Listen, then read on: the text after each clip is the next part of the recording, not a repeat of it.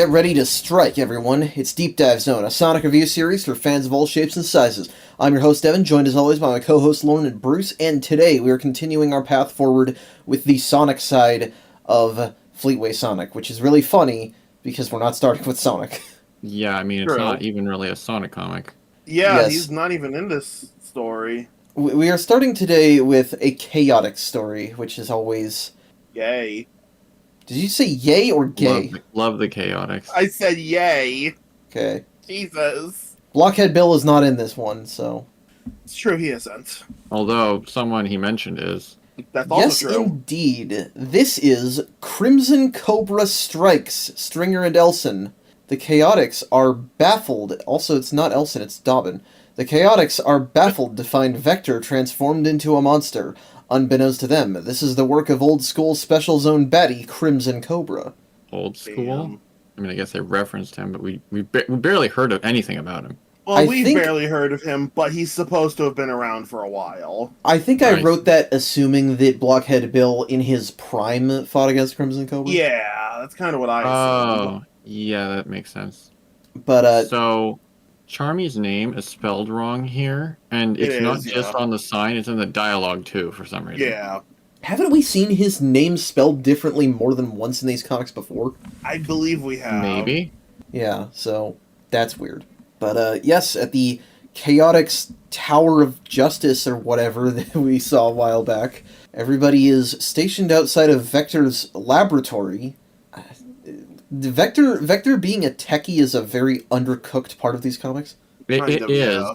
And they just kind of bring it in at one point, being like, yeah, this is a thing. They they're like, yeah, they kind of imply that all crocodiles are like that. Yeah, or at least those guys might be his family, potentially. We don't know. Right. Yeah, maybe that's more accurate, but yeah. But, it's exploding. Vector screwed up and is now a kaiju. Oops. Damn. a Don't you very hate when small that kaiju. happens? But, yeah, you know, we don't know why, but, we had Mighty's dad mistake Sonic for Crimson Cobra last time we were here. Some fucking reason. But now we're just introduced to him. He just shows up saying, my plan is working perfectly. He says this is all his fault somehow. He does, yeah. And Somehow. he's a snake with robot cyborg arms. Kind of weird. A little He's a weird. He's a precursor to Lyric from Sonic Boom. Oh my gosh, I did not think about that. Jesus Christ. I always find it weird which media gives snakes actual arms and which doesn't. Yeah, it's kind of interesting. Because, I mean, it's not like they give Charmy 6 limbs. No, Well, they totally no, should. that's true. I didn't think about that either. They Huh. should totally Actually, give do Charmy wings count multiple as limbs? Technically, yes. Anyway, yeah, so Vector is on a rampage. He's climbing up the tower. SBO is hanging off and then falls, and Charmy has to catch him. Yeah, Eh. it's It sure is action, and it gets it's even more. action, yeah. It gets even more action when Cobra is lurking in the shadows, I guess, and he shoots Mhm. Mighty with a get pissed off ray. It's their thing, I guess. Well, They're it's gonna use it funny. a few times. Because yeah, Mighty starts fighting with SBO, and we already saw them fighting in the other story. Was that Yeah, Crimson Cobra lurking in the shadows too? No, I just don't think Cobra actually needed to do that. They would have just fought no matter what. The gun does nothing. Yeah, that's the thing. I'm like, The this gun's is actually a fluke. This is a pretty good play. No one seems to notice really that anything's up except Charmy because he's like the smart and almost best member of the gang.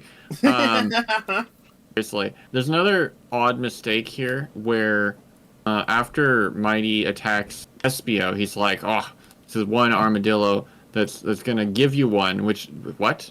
SBO's not an armadillo. Yeah, I think they meant to give that dialogue to Mighty. Yeah. Okay, potentially. you say that, but later in the comic, he's gonna slam into something, and someone's gonna be like, "Oh, look, why is there an armadillo here?" That's so no, true. they just think he's an armadillo. I guess so. Yeah, that's a good point. Stringer, you're not paying attention. This is Kitching. Kitching, you're not paying attention. I mean, I can't fucking blame because like, story feels like such a throwaway that I wouldn't pay attention while writing it. it deliberately undercuts itself because we have this fight going on, and then we zoom out from Crimson Cobra going, yes, this is all my plan, and then we zoom out to show that he's actually really tiny as a joke. He's the size of a snake. Yeah. Yeah. He's carried around by his bodyguard here, Cribbins, who is a... What is this guy? Yeti? Hug? I don't know. He's Something. Looks like he's made out of fucking pizza dough. Kind of. Yeah, Mighty's still beating the shit out of everybody. He throws SBO through a building and into a giant dartboard, winning $1 million for this reality game show contestant. Yeah. And This is when someone calls Mighty an armadillo again. Yep, like you said. Or SBO, but yes. SBO. Yeah, Mighty is an No, yeah, armadillo. Mighty would make sense. And then Cobra shoots SBO with the Get Mad gun, leaving Charmy as the only one that can do anything. And he God says, help us. "What do I do? I've never had to think for myself before." God help us. It's not true, right? Because didn't something happen? Yeah, No, he's had yeah, I to think for think himself before. Writers are just fucking lazy or something. Anyway, Yeah. here's some riot police to tear gas you. It's funny because they're like, well, I can't believe the Chaotix would turn bad. And they're like, actually, no, it's pretty believable. Well, it wasn't that long ago that these people thought that they were basically terrorists. For a like- reason we don't know. I Yeah, feel like this is another reorder thing, because this should have been the story that was why that happened. honestly, There's yeah. no particular reason this couldn't have happened earlier. There's like no plot advancing hallmarks here, so. Yeah. Not really. Charmy runs away, and they're chasing him, but then they let him go because they think he's too dumb to be a threat. Oh, you dumb motherfucker. Everyone hates Charmy for some reason. As much as I hate Charmy, it's starting to get annoying that everyone hates Charmy. Yeah. Well, we don't hate STC Charmy. It's main canon Charmy that's annoying. I Yeah, find this exactly. Charmy mildly annoying, but not as Yeah, but annoying not as more main than the canon. entire rest of the No, special zone. no, oh no, of course. Cobra reveals himself to Charmy because he figures there's nothing he can do, And he he's a shoots complete him. idiot, of course. He Yeah. shoots him with the Get Mad gun, except now it's apparently the Get Crazy gun. Yeah, you're right. Yeah. He does use a different setting, I guess. It's because there's I- no one for him to fight except him, and he wouldn't want him to fight. Did he call it the Brain Scrambler previously? It could actually be a different weapon. I mean, it looks the same, I'm pretty sure. Actually, no, it's green before, and now it's white. Yeah. But he still calls it the Brain Scrambler, so I'm gonna guess that's just a coloring error. Oh, he Ah. does just say it affects emotions, so it could totally just be. It a might have different setting. settings, yeah. Yeah. Anywho, so Charmy flies away, going rah, and so Cobra is just relaxing, watching all the news of the Chaotix being brought down, and Yeah. he's got all of these books and like disused like doomsday devices in his apartment here. It's very Professor Farnsworth core. Yeah, kinda. I like the picture of, I assume, his mom up on the wall. Yeah. Yeah, obviously not a very serious villain here. Yeah, it's Extremely unserious. So unserious, in fact, that the problem is already solved and we don't even know it. Because True. the news says Charmy B has bought out Crimson Cobra Incorporated. What? I mean, he is royalty. I didn't even know that it was a company. Yeah, that's the weird one. Yeah, because it would be clever. If Crimson Cobra was something we knew was like an evil businessman, then Charmy having Yeah. access to monarchy money would make sense. But instead, it's just a complete non It's just sequitur. out of it's completely out of left field. Yeah, it's a curveball. He even bought out Cribbins. Yeah, it's supposed to be a stupid end because like all the Chaotix are like, what the heck? How did he win this way? And my real question is, why would the Queen not be like, all right, I'll give you some funds, but you have to like come back? Like, apparently the Queen didn't put any conditions on this. Apparently. Maybe she wanted the Doomsday devices. Oh, okay. If this Ooh. was like a seed they follow up on later, I would approve of that. The That'd be the cool. Charmy's evil mom story. But yeah, yes, the Chaotix are just back to normal. I can buy that the angry thing was temporary, but the monster transformation Vector's just fine. I guess he had some way to reverse it in his lab. Maybe Proctor Speckle helped him. Yes. Oh, yeah. And, Charmy says, the brain scrambler temporarily drove me insane, so that's why I thought buying out Cobra was a good idea. Except, is the joke that it's a bad idea? Because Mighty says, yeah, that's a stupid way to beat a villain. Or is the joke that Charmy was positively affected by being insane? I mean, to be fair, it is a stupid way to beat the villain, but it's also an effective way. Look, I will not accept that Charmy really has any major reasons to be hated, so I'm going to say no, it's supposed to be a crazy idea. Okay. Yeah, so, strange story to a strange bit of foreshadowing in the original. It was just odd. Yeah. It's just a special zone story, really. Don't think about it too hard. Fair enough. You know that Family Guy meme with Meg going, "You guys all think you're better than me," and then they're all dressed really nicely? That's the special zone looking at Shanazar here. Let's move back to Shanazar. Oh my gosh, that is a very good comparison, yeah. Kind of, We've got Secret of the Tower, written and drawn by Kitching. Sonic assists a man named Kasim with finding his sapphire. And, okay, I admit this is not the most exciting beginning, but it's something, we're filling out the culture. Yeah, there you go. Yeah, I'm still more interested in this, because at least it follows up, although that's you fair. kind of skip to Sonic getting in the city, but whatever, I guess he just got back eventually. Now he's wanted, though. Interesting. Yeah. Yes. Although, ironically, it's not even on purpose, because, he's hanging out or whatever, and then this guy, Kasim, runs into him, and he's already being chased by cops, so it's just a coincidence that they also pivot to going after Sonic. But I would say it makes sense, because Sonic stopped the genie ritual, so if they heard that happened, he would be wanted. Oh, yeah, of course he would. Yeah, it is revealed that that's the reason later, which makes total sense. Yeah, that tracks. At the time, I was just like, I'm not quite sure how they knew. I mean, if the kids got back there... Oh, yeah, I guess that makes sense. Yeah, but, that put him on the bad side of the authorities. So now it's, brothers in crime as he and Kasim get the heck out of there. And it turns out that Kasim is wanted because his fiancée Sapphire's parents hated him and locked their daughter in a tower Rapunzel style so they could call the cops on him. So we've got a real tragedy, the lovers tragically separated, and Sonic is apparently going to help this guy with this. For some reason. I mean, that's just kind of how a lot of the hero characters in these comics operate. They're like, oh, you're in trouble, I will help you. You're in trouble? Yeah, exactly. Just because, really. So I guess it gives us a plot. I'd expect it more out of, Game Sonic or, Sonic X Sonic. Yeah, I could see Game Sonic or Sonic X Sonic. So, yeah, Sonic can get you up the tower real quick. I'm surprised that he bothers tying the rope. He could probably just carry the guy up there. He's like, alright, well, let's go in and say hello. And then Kasim is suddenly, oddly cagey about all this. Because, gasp, there was no sapphire, just a lot of sapphires.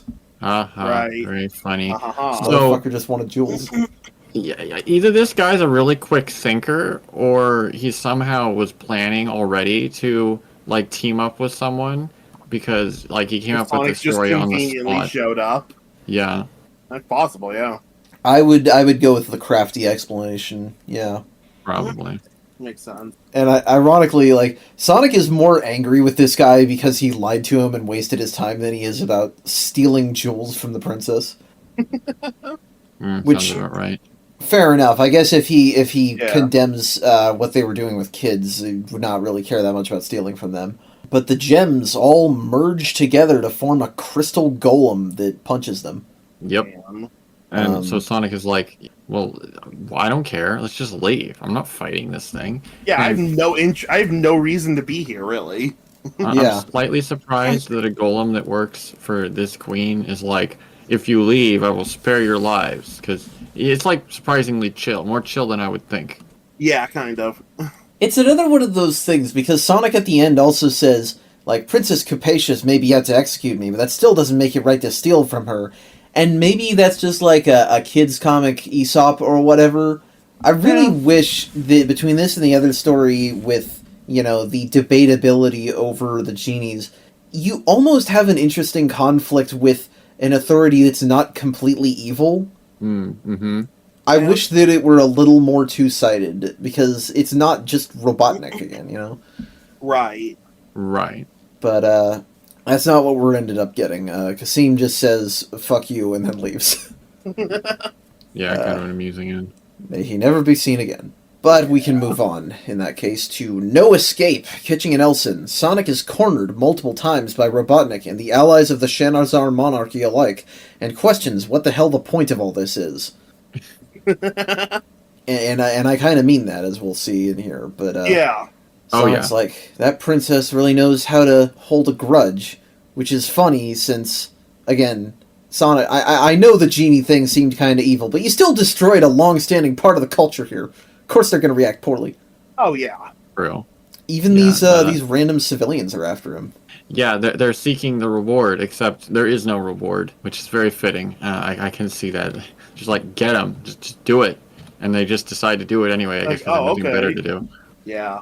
And we can see that the princess herself is still very upset about all this and calls in Robotnik, Kintobor Robotnik, and Robotnik. now that he's fatter, she's more attracted to him. Okay. Yeah. So I guess I forgot that Sonic was kind of like enslaved for a little while, so Right. he was delayed long enough that everyone else could make it ahead of him. And yeah, it seems like the princess doesn't realize that this is the same person as Kintobor and just accepted them because they think they're cuter, I guess. It seems like it, yeah. Yeah, I suppose. I kind of wish that we'd get more discomfort from Robotnik in this. I'm thinking about, like, Catella from Adventures of Sonic. Oh, that's a throwback, all right. He's definitely put off, but they're not interested in playing that up. Well, I think just what I liked about that episode was Robotnik's willingness to manipulate in order to get what he wants. But here it's like, he's like, ugh, for 1 second, and then it doesn't matter. Well, he's very focused on his plan, because he's definitely planning something, I'm sure. Oh, yeah. He also has this snake staff now, which is neat. Yeah. Snake staff is pretty cool. Fucking Robotnik Moses. I was just thinking Moses. I also like the princess being upset that Sonic isn't voluntarily showing up for his own execution. She's an odd one. She's definitely an odd one. And what's funny is that now Sonic does exactly that. Because he's here, he's disguised as the carpet delivery guy. Yeah, he's just taking the direct approach, which you would think would normally work, but the staff I mentioned is like overpowered as heck, and somehow Robotnik can just zap Sonic and get instantly out. Yep, doomed. Yep. So he gets knocked out real easy and wakes up in a cell where Grimer is preparing to both execute him and extract the secret to his speed. Grimer looks so pleased with himself here. I love Grimer in this art. He is very happy to be back in his position as henchman to Robotnik. Well, and I like the dark circles under his eyes and the like multi-layered pupils that Elson is giving him. These are good Grimer drawings. I get the design more when Elson is doing it. Yeah. Mm-hmm. He also took the Shrinky Growy belt, which I assume will come up later because we'll need it to get out of here. Right. There's a lot of words spared on how Grimer put all this work into hard metal electrified bars on Sonic's cell, only for Sonic to snatch the keys when he's not looking. This is a really great moment, though. We have to talk about this. So, Grimer plays up, the fact that he's made sure Sonic can't possibly escape. There's nothing he can do. And then Sonic lunges at him, and you can see that Grimer is kind of stunned by this. He lets go of the staff he's holding. He's surprised, but then he acts all high and mighty again immediately afterwards when he slams into the bars. It's a good little subtle moment here. Yeah. And then of course Sonic does get the last laugh when he grabs. You can also see Grimer dropping the keys in that same panel. So yes, it is strategic. Sonic is letting himself get shocked on purpose for that. So yeah, it's a pacing thing again, where it's very fast to get to that point. Not that what it is wrong. Sure, yeah. But it means that Sonic escapes, and now he is hiding on a roof, thinking about how he can get his belt back, because apparently Fang is just gone. I don't know where he is. Fang barely shows up. He really should be in these here stories. more. I don't know why. I don't know. he's kind of weird. He's barely in these stories, as we're gonna see. Yeah, he should be here more. Thankfully, the couple whose roof he's hiding on, they hate the princess, so they're not reporting him. Grimer is suffering some abuse for his mistake, as expected. But I also like that Robotnik is just he's doing his best to roll with the punches.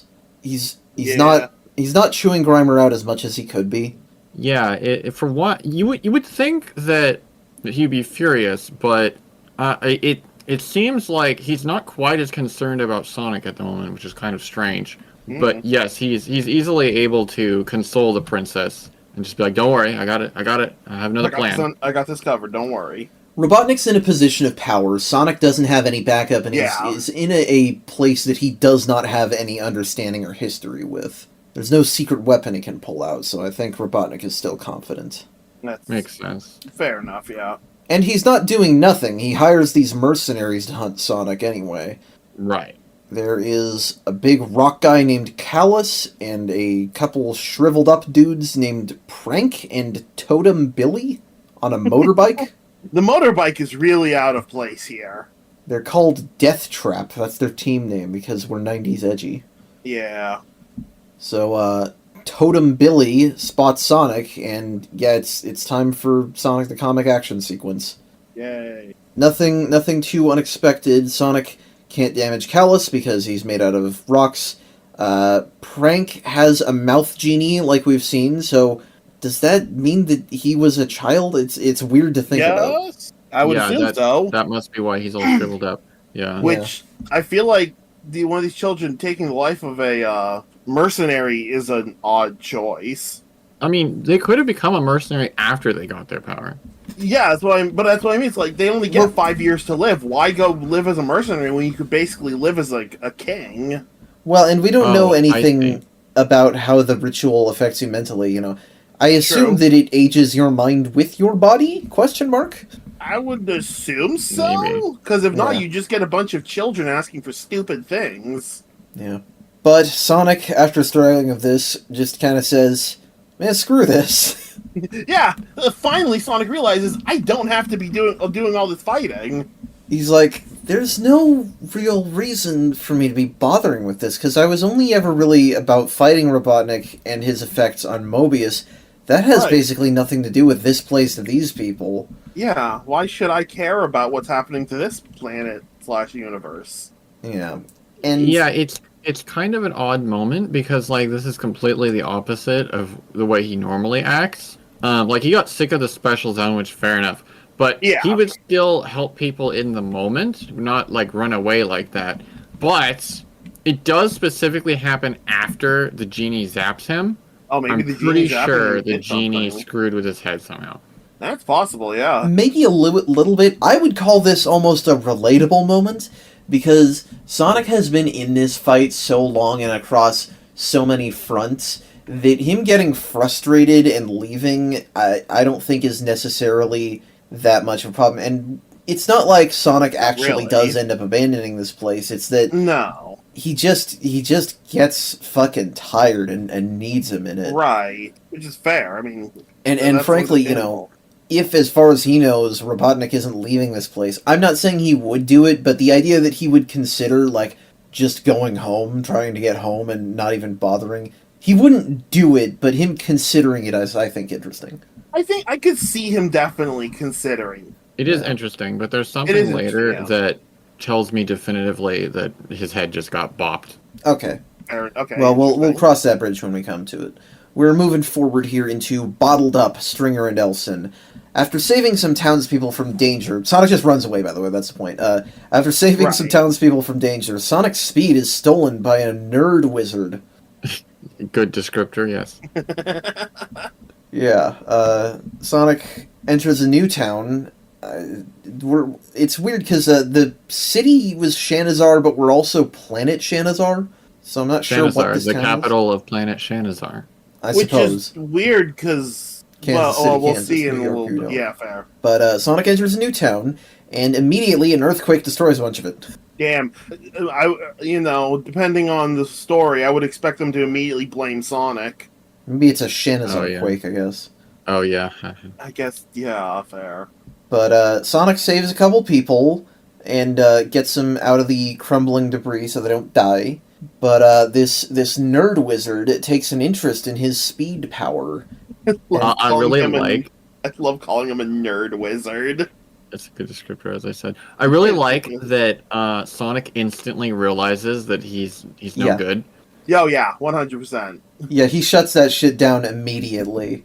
Too bad Nerd Wizard shuts him down immediately as well. Damn. Sonic is getting just one shot way too often in these comics lately. I mean, It's funny, because I'm thinking about how weak everything in the Special Zone is. Everything in Shanazar is too strong. I guess so. they have a lot more magic, I guess. I don't know. I mean, I'd rather Sonic be underpowered than overpowered, I guess? I guess. Yeah, but it's not interesting to just see everyone, down him instantly. He doesn't even get a chance to really try. Like, he recognizes him, which should be an advantage, but he doesn't even get a chance to act on it. Yes. Yeah. Instead, this guy, Mephistor, which, hey, that's the same derivative as Mephiles. Ah. But he's a wizard, so he steals his speed power. Oh boy. How many times has Sonic lost his speed in these comics? At least once, maybe twice? I'm thinking this might be the third time. Yeah. So Sonic tries to fight, but he can't. Instead, we summon some ambiguously gay-coded minions to slap him around. Okay, I'm glad I'm not the only one who noticed that. I mean, it's pretty obvious. But... I mean, look at the hand motions. Come on. Oh, I know, exactly. It's stereotypical 90s, this is what a gay person is, because I've never met one. A little bit. But that's okay. We're not going to dwell on it. There's no point in dwelling on it. But Sonic's speed is a core part of his fighting ability, so he can't do well against these Jar Jars. Jar Jars. Okay. They have kind of a Jar Jar look to them. A little bit, I guess. Mephistor calls them demons of some sort. Yeah, Damn. Sonic, he does try the thing from the Scimitar Brothers again, and he convinces them to complain to their boss. Yep, that's how you do it. You just turn the henchmen against the villains in Shanazar. Yeah, I mean... Well, what I was really hoping was that this wouldn't work, like Sonic would think, oh, that worked before. But, nope. No. It does indeed, like, Mephistor's dismissive attitude makes them revolt against him. And you'd think that would be the end of this, but no. It actually doesn't. That's not the part that matters. He says, I'm gonna unbottle Sonic's speed and use it myself. Which, oh no, that's gonna be harder for Sonic to beat. He can't beat someone with his powers when he doesn't have them. Oh, no. But instead, another earthquake just happens. He, drops the bottle, but also throws it? Yeah, I feel like it wouldn't have gone that way. No, it should have... No, if anything, it should have fallen into the chasm. Yeah, his hand moves back, but the bottle throws forward. Yeah. So that's weird, but it means that it conveniently drops where Sonic can reabsorb his speed powers and save the villain? Whatever, it's Sonic, I guess. Whatever. Yeah, This is really funny, though. I wouldn't expect Sonic to just let the guy die. Yeah. Mephistor reacts to this by, as Sonic is grabbing them and pulling them out, saying, "You fool, I'll just destroy you with a spell." Be like, what? You say that after he pulls you out, but no, Sonic has a plan for that. He's like, no, I'll just tie you up. Yeah, tie you up in your own stupid cape. Go back to the comic book store. So yeah, he ties him up in his own cape, and then gets out of there, and his minions just leave. They got buff, by the way. They stopped being scrawny and got ugly and angry. Well, yeah, they got jacked. Yeah, I didn't even notice them get jacked at one point. They suddenly turned into JoJo characters. I thought they were going to attack their old boss since he's helpless in front of them and was trying to manipulate them, but nope, they just leave. Yeah. I hope these guys aren't villains in their own right. We didn't establish that. That's a good point. They look mean, but I guess not. But that's it for that one. Sonic, they're gone. So let's move forward to The Rig, Stringer and McMahon. Sonic investigates the quakes that have been destroying towns on this tiny planet and discovers a drilling operation run by strange creatures. Damn, it's cracking. I didn't expect the earthquakes to be like a plot point that was going to be I followed didn't up on. either. I thought it would just be like last story, but here we are. This is an important plot point, if you can believe it. What? Okay. Really? Yes, indeed. And it comes from a fucking McMahon and Stringer story. Wild. But yes, Sonic finds another town destroyed by quakes and starts investigating, where he finds a drill. Not an oil rig. I called it an oil rig in my notes, but it's not an oil rig. It's just a drill. Yeah. Yeah, so we're gonna see a little more here that there actually is just like modern and even sci-fi technology around which Shanazar is as like, well. why would the... yeah. Well, as Sonic gets closer, he does discover the people who are running this, and I don't know if they're aliens. Thought they were aliens, but that's a good point. They're certainly not like from the city. I don't know if they're from the planet or not, though. Yeah. But yes, the drill is being run by the Plaques, a bunch of double-elbowed green men with, like, tri-sided mouths. Yeah. They're drilling for something called magnaz. Whatever that is. Which they want to produce, to run a factory that produces more plaques. It's kind of interesting idea, actually. I don't know how these creatures first came about. Are they some construct by a different being? Maybe. Because they seem to be... They reproduce artificially. They just... Because they're like plastic-based creatures. Yeah. It's kind of interesting.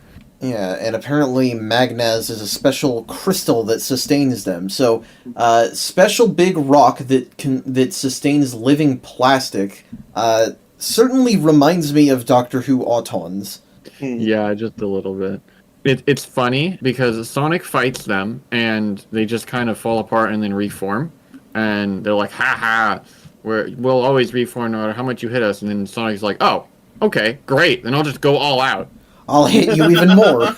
He does try to stop them slightly more platonically, because he's like, your machine is causing quakes that are hurting people, but they don't care. Of course. And so he's, he gets into the control room at one point, he's like, I'll shut this operation down. And then he's like, shit, I don't know how this machine works. He should have said, if only Tails were here. But Tails isn't the tech guy. He should have said, if only Techno or maybe Porker were here. Yeah. Yeah, if only. Not Kintober, though, because Kintober AI sucks. Right. I don't know why we've decided that we just don't like him, I think. I don't really... I guess I dislike him for how nothing of a character he is. I dislike him because there's no reason to like or dislike him. Yeah. But Sonic decides, alright, well, if I can't do it that way, I'll just run around the drill head the wrong way and reverse it. Don't think that's how that works, Sonic, but you do you. Yep. But it does end up working. It ends up exploding, and all the plaques are left homeless or drill-less. I don't know where their home is. But they swear revenge, and the narration box promises that you won't see it coming when they come back. And I'll say that I didn't, because I really thought they weren't coming back, but they do. Hence why I said this is an important story. All right. Interesting. Yeah. And, well, at this point, we have reached the point where it stops being Shanazar and starts being Time Zone. We're still on planet Shanazar. Okay. Yeah, I noticed but the here time we have zone a new thing. brand of Sonic story, which is just fucking whatever, I would describe it as. Yeah, we're in like a new story arc that I'm calling the Time Zone, and this is I feel like the writers are just being like, shit, we can't take him home yet, what do we do? Just do anything.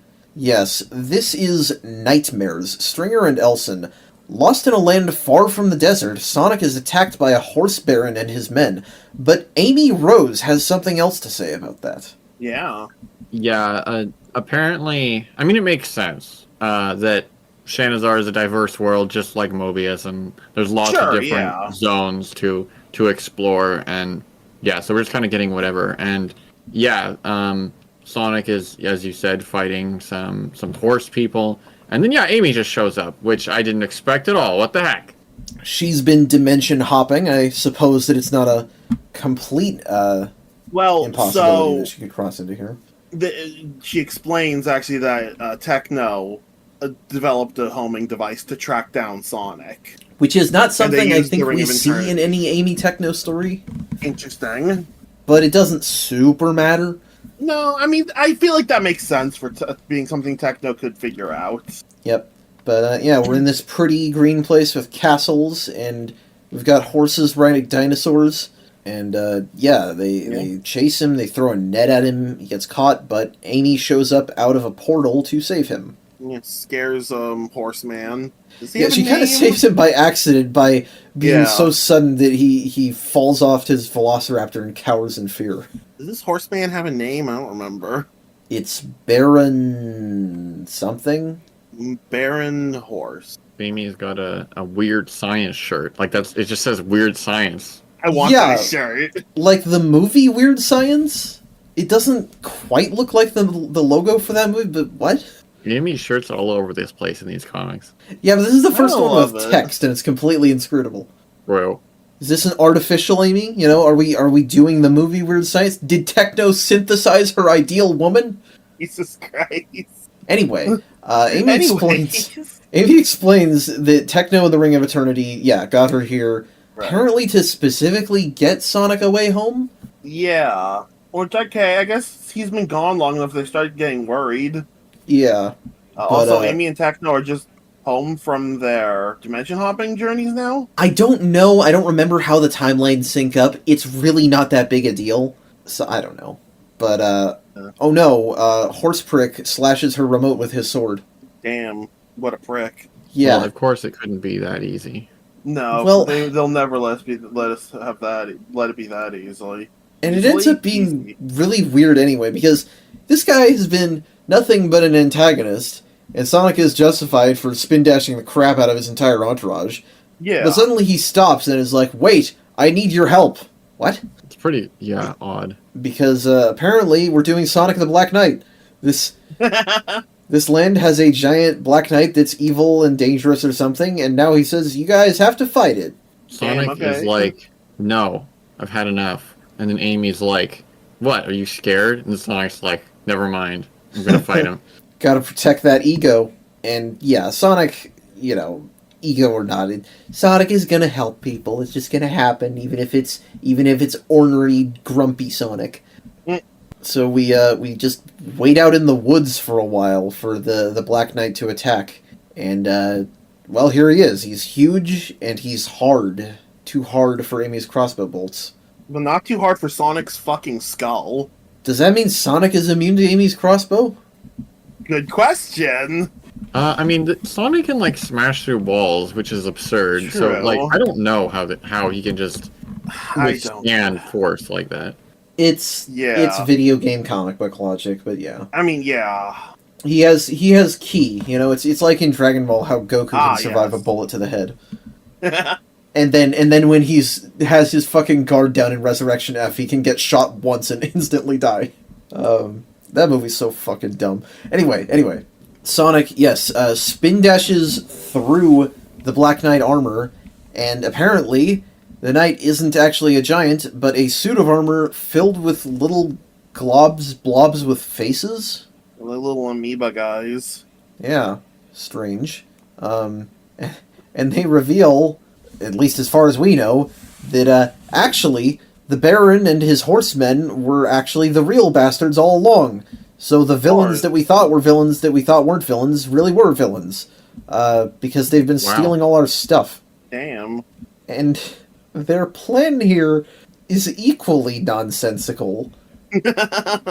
Because they have Amy go back looking all tired, not beat up, she doesn't look any different from before, but she looks all tired, and says she's so exhausted, and oh no, the Black Knight killed Sonic. Oh no. And then the horse guys are like, well, guess that means we have to stay away from that forest forever.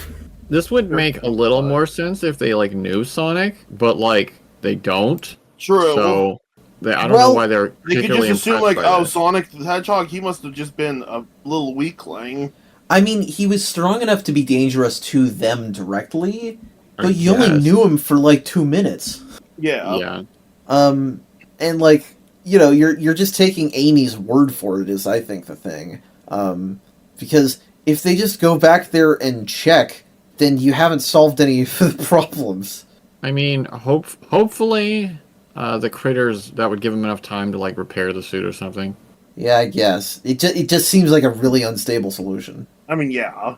Yeah. But the remote's still damaged, so Sonic and Amy have to set out for some other part of Shanazar to find a way home.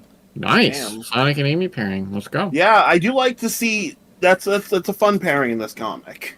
Yeah, in Yeah. this comic in particular. I Yeah. might not like it in some other continuity. Yeah, exactly. If we were looking at something else, I'd be like, oh god. But It's not no. Sonic X Sonic and Amy. Exactly. Or Yeah. Fucking Sonic Battle Sonic and Amy. Oh god. Gosh. Yeah. But it leads us directly into a space race. Stringer and Elson. Sonic and Amy discover a new city on their journey, only to be captured and forced to participate in a zero-gravity race. And, yeah, Shanazar has sci-fi towns as well as just Yeah. deserts and kingdoms. But, they head in here, they find a big old party celebration going on because everybody has been watching their previous exploits. They were recorded. Yeah. So it tells me Shanazar is like entertainment to the rest of to at least this part of the planet. Yeah, it's really weird, but they apparently had micro cameras. Yeah.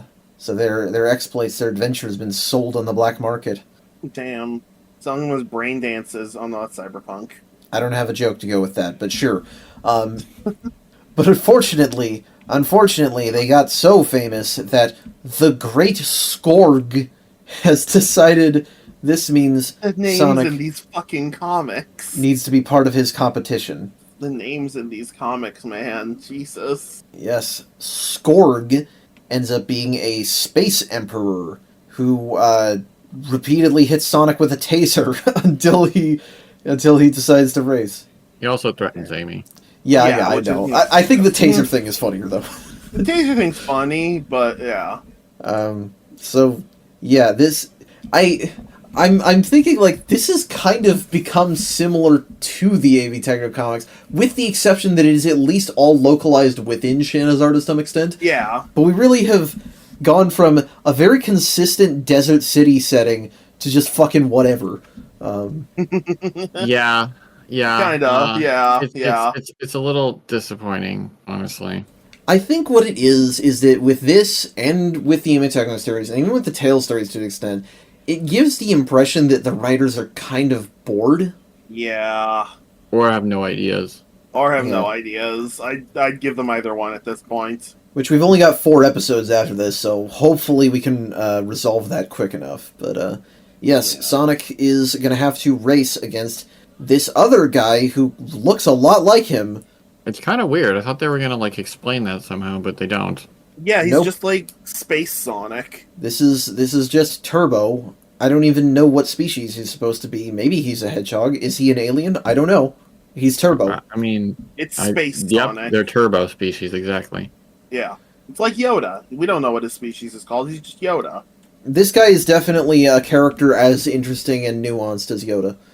Exactly. Right, definitely. Clearly. Anyway, the space race is a literal race between guys with bubble helmets across an asteroid belt on foot. Yeah, so apparently, like, you can't breathe in space in these comics, but you can, like, your body is totally fine. It's not cold in space. That's true. Yeah, maybe it's just filled with carbon dioxide. Damn. Now I don't know what that means. Like all spaces, I don't know, but no, because that would become an atmosphere. Whatever. Fuck physics. Anyway, Sonic tries his Dang. best, but Turbo mentions that his family is being held hostage, just like Amy. So he and Sonic are in very similar situations. Well, Turbo even does seem to be sympathetic. Oh yeah, he's not a bad dude necessarily. Yeah, he's just like, damn, bro, this sucks, but we're in the same boat here. Yeah. With the exception that Turbo is not in the same boat because he's better at this. Sonic is not used to this kind of gravity, but he is. Yeah. After that, we switch back to the ship, and we have an absolutely hilarious moment where this guard is pointing a gun at Amy, and Amy is just giving them a death glare, and they're like super unnerved by this. Yeah, Amy whips out her fucking headband. She is not one to be caged. No, she does not care about the gun in her face, and throws her headband. How does that knock him back so far? What is it made out of? I don't know, it's a fucking tactical headband, apparently. I love it. You know when fucking Rock Lee drops the weights and there's the giant explosion of stone dust? I'm thinking that Amy's got, like, weighted training gear. Oh, yeah, it's a weighted training hairband. Anywho, the point is, we like Amy in these comics, and she continues being awesome here. She knocks that guy back. He falls into the control panel and gets electrocuted. Damn. Yep. Sonic loses to Turbo, but that should be okay, right? Because Amy has control of the ship. You'd think so. Wrong. Whoever loses the race, because this is Skorg having Sonic as his contestant versus somebody else. So whoever loses the race has their ship destroyed. Which is certainly a competition. So I guess Skorg is not a space dictator, as I previously thought? No, he's just some guy with his own champion. It just happens to look like a yeah, he has to dress like a military leader. It's just his fashion that he prefers. Don't question it. Fair enough. The artist goofed on one of the speech bubbles again on the page when Turbo is explaining that the ship is going to be destroyed to Sonic. Clearly, Sonic is supposed to be saying what because of the expression on his face, but it's addressed to Turbo, and likewise, the explanation is addressed to Sonic. Yeah, getting a little sloppy here. Don't know what's going on with that. Anywho, the rival ships are circling around getting ready to blow him the fuck up. And so you ask, well, why not just move the ship? Oh, you know, the guy Amy just knocked out before was the pilot. Oopsies. So Amy is going to have to figure out how to fly this thing herself. Oh no, that's going to be so hard. No, she just doesn't. She's flown a starship. I guess that's true. She has done that in the past, hasn't she? But she even says that. Yeah. Yeah, fair enough. But I don't know. She does it just almost instantly. It's like, you can struggle a little. I agree. There should have been a moment of like, give me a second to figure out how this works. Yeah, just run into things for a second by accident. Have her immediately go straight towards the enemy ship instead of away from it. That would be really funny, actually. I would have liked that. Sonic Battle Amy would do that on purpose. God. The aliens in the other spaceship are shocked that their opponents are not just sitting there and taking their destruction. These people are insane. They would just let themselves be destroyed willingly, apparently. If they lost. Yeah. Between that and the execution thing, and in a way, sort of the genie ritual, the Shanaverse has a lot of, like, just resignation as a theme. Yeah. Yeah, a little bit. They fire a bunch of lasers, and Amy dodges expertly until she doesn't. Hell yeah. Damn. So they end up having one of their systems knocked out, so they can't move anymore. But for some reason, these other guys, the Vargs, I believe they're called, yeah. They decide to wait to kill the ship until they get Turbo back on board. It's because their champion must join in their victory celebration. I guess, even though he's a kidnapped slave. I thought it odd, but that is what they say. Yeah. But conveniently, they have the transport beam, so Sonic jumps in there with them to be the hero guy. So he attacks them, he gets zapped by their laser stabs, but Turbo helps out by holding this guy down for Sonic to beat him. Yep, Turbo was a good guy in the end. He was, I saw that. Yep. Yeah. We don't see his family that was kidnapped, but I assume that he's going to get them back. I would assume so. Yeah.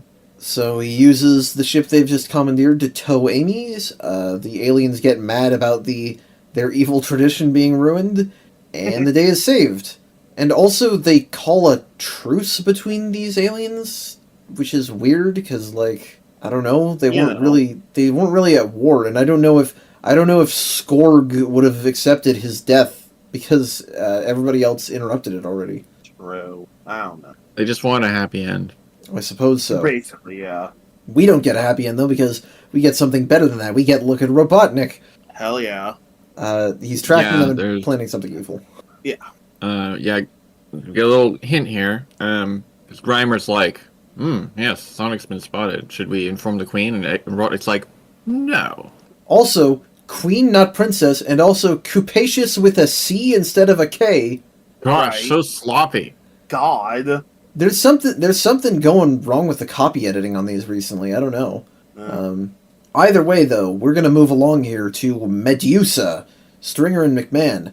The Death Trap mercenary gang tracks down Sonic and Amy, but a more dangerous threat stands between both heroes and villains. And, yeah, we're back in the desert. It's like nothing ever happened, except Amy's here. Right. I feel like McMahon's art is getting weirder. It's because there's too many lines. It's sort of the Yeah. same issue that Spaziant has, except worse. Well, so Spazion's art generally looks good when you're not looking at just the line work, but we've seen some of just pure line work, and it looks really weird. This art, there's weird attempts at shading with the line work. That's what it is that the highlights and shadows have Yeah. outlines. Yeah, that's exactly what my problem. It's like it's freaking weird to me. It is strange to look at, yeah. But that's neither here or there. We open on the Death Trap mercenaries, hot on Sonic's tail. Apparently he's in this city. I don't know how they found out, but whatever. Yeah. Grimer probably told them. Yeah, Fair you know, enough. they're tracking him, so what the fuck am I talking Yeah. about? You're right. Yeah. Fair enough. So he's in this city atop this mesa, but it is guarded by Medusa of Greek mythology, who is here portrayed as having snakes for hair, but also being a snake. Yeah. Yeah, Um, that's fine. I don't That's disagree fair with enough. that. Yeah. And you know, she's red a more and has monstrous kind of Medusa's always been dying. she's red and has kind of a Cobra look, but is not related to Crimson Cobra at all. That would have been a Well, this is a nice different- way to tie those This is together. a different. This to be fair, this is a different universe. Well, maybe Crimson Beautiful. Cobra is from here. Maybe he's There small. is He evidence is small. later, actually, that there's some interaction between Shanazar and the outside world There other is, than, yeah. than what we know of. Yeah, so Medusa is here and, does what Medusa does, and it just kills all the Death Trap gang. Like, wow, you made these unique villains and they're just killed by a monster of the week. Great. We She see one of them turns at least. she turns two of them to stone, but Callus is already made of stone, so she just crumbles him into sand. Which is interesting. Anywho, Sonic and Amy are just chilling in this ancient Greek-style city. I mean, that's fair. I'd do that. Yeah. Sonic's like, come on, where's the action? He's just waiting for something bad to happen because he knows. I mean, I can't blame him. Yeah, he knows something bad's gonna happen.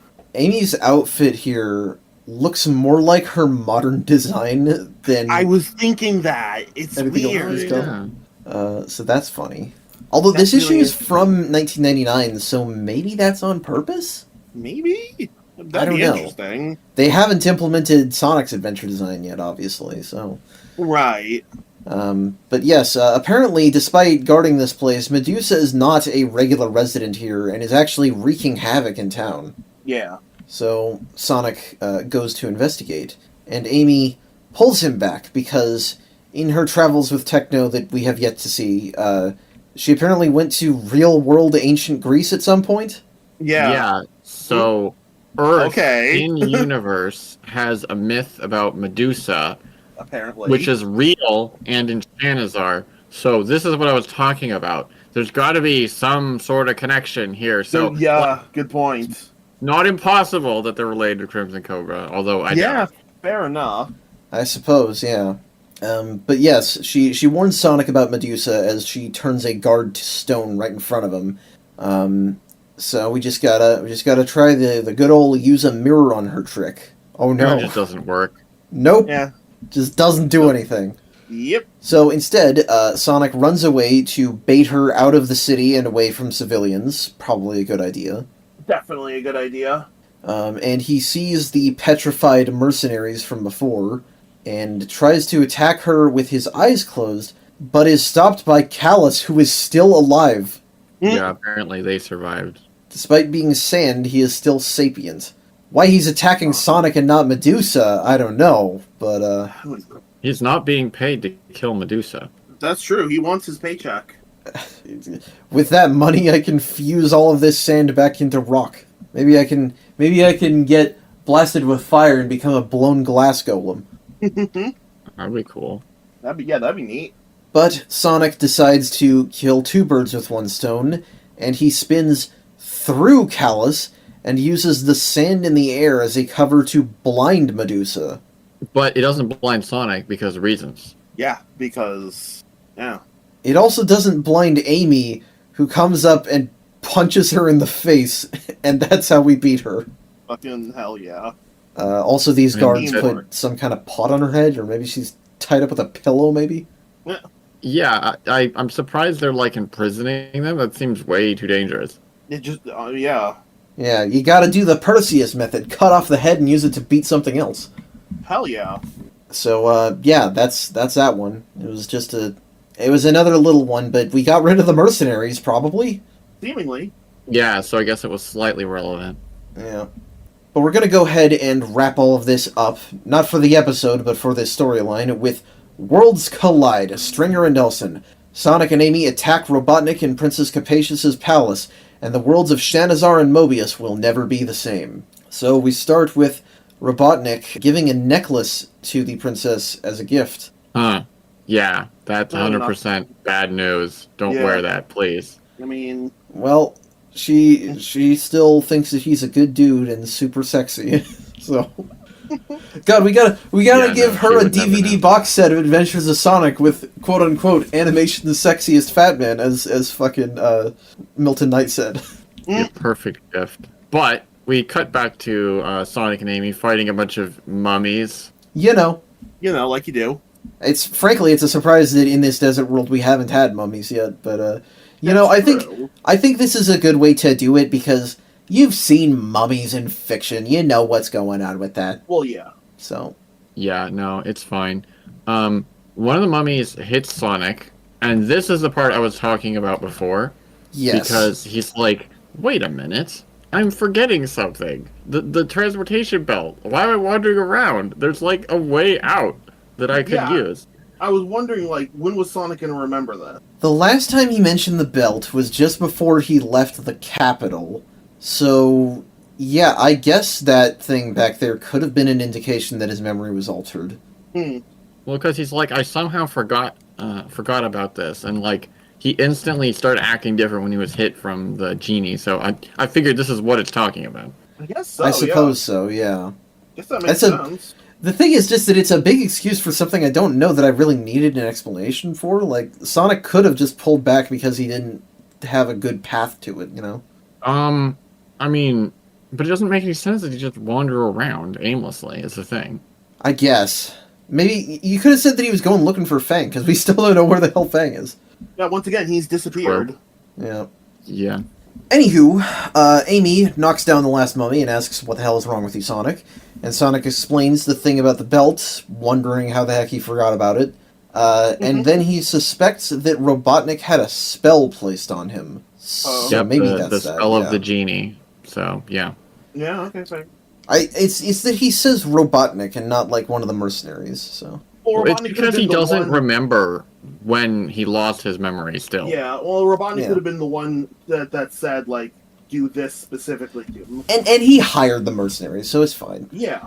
But either way, it's time to go back to Shanazar City, is what it is. So finally, we are storming the palace rather easily because we got to keep things moving along, I guess. We blast through the guards and the palace gates, and Amy is like calmly following and apologetic toward them, which I think is cute. Yeah, she's not met these people before. I mean, they're not too bad, to be fair. Yeah, well, I mean, a lot of the people here are just normal civilians, so I think it makes sense that she would be nice to them. Yeah. But also, I like that as a dynamic, because this version of Sonic, who is so aggro, needs a nice, calm face standing beside him. No, yeah. He's just having a bad day. Don't worry about him. I mean, yeah, he's been having a bad time. Yeah, he's been having, like, a bad week. Yeah. And just... I don't know. Amy and Sonic have not gotten a lot of cute moments in this series. Not just because they're not a couple, because Amy's been on techno duty for a long time now. Yeah. But Sonic enters Robotnik's chamber, trying to find the belt. And he can't, because... Oh, look, there's Fang. Oh, yeah. Oh yeah, Fang just shows up. Completely forgot that he was even in this story. I mean, he shoots Sonic, and then I don't think he does anything else. Yeah, he's just kind of there. I wanted to point it out because there's no reason to mention him otherwise. Oh yeah, there's literally no reason to mention him. Not even for his shrink and growth tech, because we act like the belts are all that there's ever been, and then we say we can't use the belt, because the belt has already had its tech used to create the Dimension Blender Machine by Grimer. Of course. Don't know why we're having fucking Grimer do all the work as usual, but yes, we are getting Sonic Rush on purpose with this. This machine will essentially telefrag Mobius by expanding Shanazar's universe to the same size and space. And thus, Robotnik will reign supreme. Excuse me? This is like one of the most psychotic plans Robotnik has ever had. I don't, like, this is going to cause chaos. How is he going to become ruler after all that? I don't know, but, like, this is very on brand. Oh, yeah. It's really weird, yeah, because he says all this, and he says that this will make him emerge as ruler of the New World Order. So, my guess is that something about merging the dimensions would allow them to rewrite reality, not just fucking kill everybody. Guess so, yeah. I don't know that. I suppose. The thing is, when we actually see it work out, it doesn't quite seem that way. But yeah, anyway. But it is important, in fact, that this is not Robotnik being omnicidal. So whatever the explanation is, it's not that. Right. Well, he wants people to rule. Yeah, but we get a friggin' combat conga line here with. It's a chain of attacks. Sonic attacks Robotnik, but is shot in the back by Fang, who is punched in the head by Amy, who is then shot with a laser by Grimer, only for Princess Capacious to enter, wanting to steal Robotnik's plan for herself, and then Robotnik uses her necklace to transform her into a frog. Holy crap. Yeah, I guess when you play it out that way, it's kind of cool, but it's also kind of frustrating. Like, they're like, oh, we planned for everything, we can counter you at every move, but, like, how? I don't get it. We can punch you back if you punch us. That's our counter. Yeah, I guess. Basically. Well, and Robotnik. Okay, this is one of those fucking cliffhangers that pisses me off, because they're like, oh my gosh, Robotnik did it. Robotnik has won. He presses the button, and then you get to the next page and no, he doesn't. Yeah, I'd like to think he's like, yes, no one can stop me. Actually, but since no one can stop me, I can explain the rest of my plan here. Yeah, this gem will save me from the dimension blending, which means what exactly? I don't know. Yeah, once again, this plan is bizarre, but it's magical, and Sonic's just like, gosh darn magic, so yeah, magic, that's the explanation. Basically. Yep. Anyway, Grimer shoots Sonic again, but nobody could expect that Capacious the Frog would be the one to foil his scheme. She grabs Robotnik's reality protection gem with her tongue as he's pressing the button to start the machine. So, we're not stopping the telefrag. No, we're not. It's happening whether we want it to or not. It's not even one of the heroes that stops Robotnik from reigning supreme, it's just Capacious, so okay. Right. Yeah. Also, this is a frog eating a magical gemstone, but it's not Sonic Adventure. Oh my gosh. Bro. But yes, the telefrag happens, the dimensions merge, reality is being rewritten, oh my gosh. But according to the narration, everyone is fine. Yeah, you know. Yeah, see, this is the thing. It's just like they kind of come back together and then everything's hunky-dory. This isn't quite what I expected. It's weird. And it says that Mobius has been conveniently redesigned to include all of the zones and locations from Shanazar. Oh boy. Yeah, so I just merged them. Yeah. So because that didn't kill anybody, my guess is that something about this gem and Robotnik having it was meant to put him in control of the redesign. Like, they don't say that, but that must have been what the plan was. I mean, that makes it most seems sense, as such. It's just a little hard to see that, but yeah. Yeah. So after all that, after really just getting unlucky, like it's a bad day for Robotnik. Robotnik here, his cape in tatters, decides I'm just gonna smack Sonic with my fist. Yeah, fight him hand-to-hand combat. Oh yeah, the man's built like a damn gorilla. Yeah. But it's finally time for some payback because Sonic gives him the runaround and just smacks him on the ground. It doesn't let him land a single blow. Of course. Yeah, and that's consistent with at least this version of Robotnik, who I don't think has ever been Sure. very much of a physical fighter. Not really. Yeah. No, yeah, it's fine, and it makes total sense. It's really a show of desperation here, because Robotnik is like really upset by this. Yeah. Well, and he, there's not a lot he can do at this point, you know, because friends show up too. Tails, Knuckles, Johnny, Techno, and Shortfuse. And they all shit-talk him. Yeah, Feels like yeah, forever it's since I saw these guys. Knuckles also surprising. shows up. Yeah, he mentioned Knuckles, I think. Amy is like, oh wow, Robotnik, you could have just been a good person, but instead you were evil, and so of course you're always going to lose. And like this really gets to Robotnik for some reason. Normally he's just like, I'll plot my revenge, but Grimer tries to invoke that. He's like, aha, we'll build new badniks, we'll be back, and then he's just like, shut up, Grimer. Shut up, Grimer. Yeah, he's very demoralized by this. And Which is interesting. well, and it's interesting because Amy says, Sonic isn't your greatest enemy, you are. And Ooh. I think I've literally said Robotnik's worst enemy is himself verbatim before. I think you have, yeah. But it's still so weird because he's being taken to accounts for this, but this is the result of a condition caused by energy and magic that's not in his control. I still don't... It's such a weird dichotomy. I mean, the man who is currently Ivo Robotnik last week was seen taking medicine to keep himself from being like this. Right. So, yeah. But, I do like seeing him scandalized by Amy talking shit about him. So, yeah. Mixed messages aside, he storms off with Grimer and Fang, and, yeah, Grimer's like, we'll get a new base and new badniks, and they're just letting him leave again. I can't even get upset at it anymore. But, anyway, Techno informs Sonic that all the new zones are on Mobius now, and he's like, cool, I can go explore. And Capacious is happier as a frog now than whatever she was before. And she gets to keep the shiny rock. Yeah, so I guess apparently well this gem done, just makes you a ruler in the new world, and so they're just a ruler of the frogs. Alright. I mean, I think she was just gonna try and be a ruler anyway, just has that personality, but yeah. Well, but I'm just saying, I assume that's because of the gem. But you're right, they would have done that anyway. Maybe. Yes, yeah. So yeah, that's Shanazar, and it's, well, this was a weird conclusion to it, certainly. Yeah, it's certainly weird. Yeah, I'm not necessarily the way, I mean, It wasn't awful, it was just strange. So, like, when Sonic bursts in the control room and Robotnik's like, I'm gonna merge the worlds, I was like, I didn't expect this at all. Right. Heck yeah. But then after that, it just kind of falls apart by itself, and like it's not an exciting conclusion. I think what it is that odd.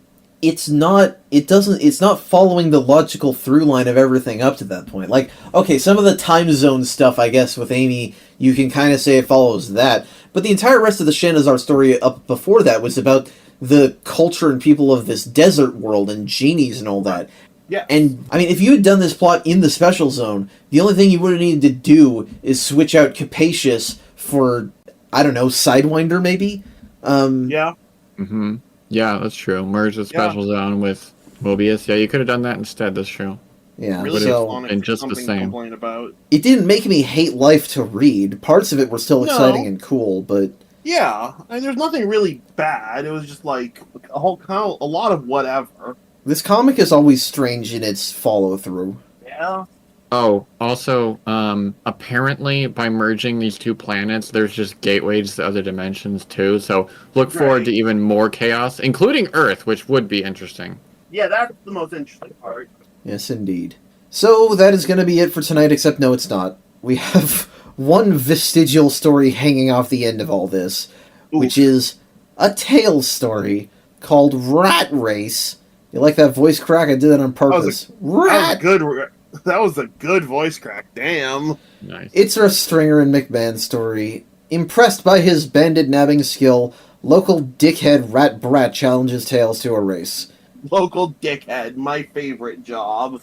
I mean, what do you even want from this? These Stringer McMahon stories are so formulaic. Tails catches a bank robber on roller skates, and this rat guy's like, I can get away from Tails if I rob a bank, and so they race. I really like that bank robber put out a pair of roller skates and like, yes, now I can take on Tails. This is what will do it for me. Yeah. So we're gonna race this other guy. So Tails flies and Rat Boy runs, but he keeps beating Tails to each marker during the race, even though Tails is going faster and faster each time. Oh no! Maybe Tails, renowned speedy hero Tails, who is the fast one, is not as fast as he is given the reputation for because he's the fast one. Right. Yeah, didn't you know that? I guess if you did this with Sonic, it wouldn't work, though, because the Sonic would outrun him, no matter what he did. because he realizes that actually the guy has a twin brother, and they keep flying ahead in a helicopter and switching places to cheat. I've seen this plot somewhere. Okay, I don't know where. I don't know where. I just wanted to put that out there. Yeah, no. I'm just saying because I don't have anything. Because literally my last note is just that's how they cheated. I don't have anything else to say about this. My note is literally just that was certainly a story. It had a beginning, middle, and end. Yeah. My note was that these two people turn against each other, and so these one-off villains get along a lot of the time. Yeah. So that's that story. Yeah, we don't have to talk about it anymore. Yay! No, we don't. We don't have to talk about anything anymore, actually, because that is where it's going to be it for tonight. It was a few at least fun or interesting stories, and then one, just like little extra limb hanging off from evolutionary dead ends. But with all that said, yes, that is where we are done for tonight. Thank you all so much for watching. Thank you to my co-host for being here. If you like this episode, please feel free to share, like, comment, and subscribe. If you have any questions, comments, criticisms, suggestions, or feedback, or want to get mad at me for slurring my voice during these outros, you can reach us at any of the links in the link tree in the description. That being said, I hope you have a great rest of your week. We'll see you next week for another episode. We have 4 episodes left after this one. I hope you have a great rest of your week. I hope you have a great rest of your night, and take care.